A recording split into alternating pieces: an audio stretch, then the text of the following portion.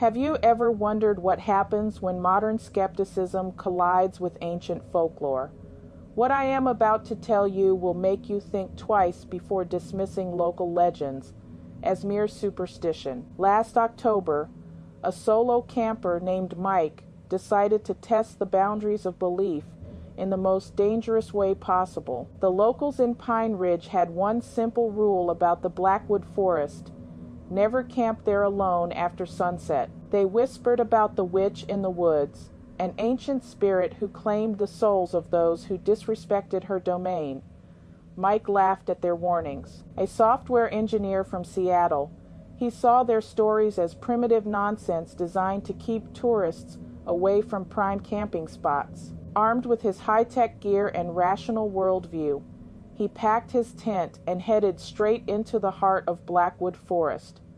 The forest itself seemed ordinary enough during daylight. Towering pines stretched endlessly skyward, their branches filtering golden sunlight into dancing patterns on the forest floor. Mike found the perfect clearing near a babbling creek and set up camp with the confidence of someone who'd never encountered anything his logic couldn't explain.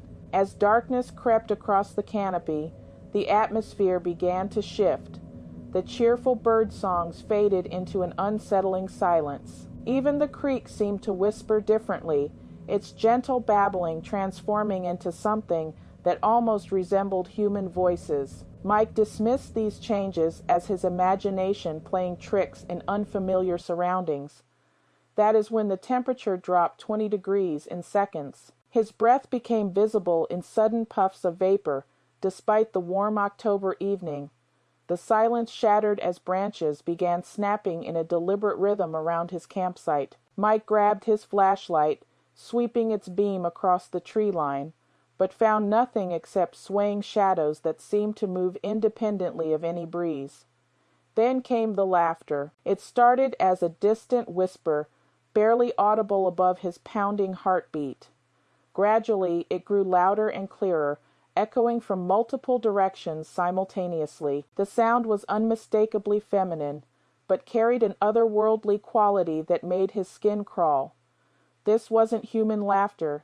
It was something far more ancient and malevolent. Mike's rational mind scrambled for explanations. Wind through hollow trees, nocturnal animals, acoustic tricks played by the forest geography. But deep down, every primal instinct screamed at him to run.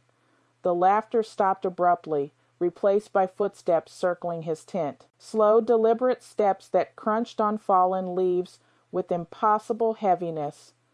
Through the thin fabric walls, Mike watched shadows dance in ways that defied his flashlight's steady beam. When morning finally arrived, search teams found Mike's campsite exactly as he'd left it, except for one crucial detail. Mike himself had vanished without a trace. His gear remained untouched, his car keys still in his pocket, but he was gone.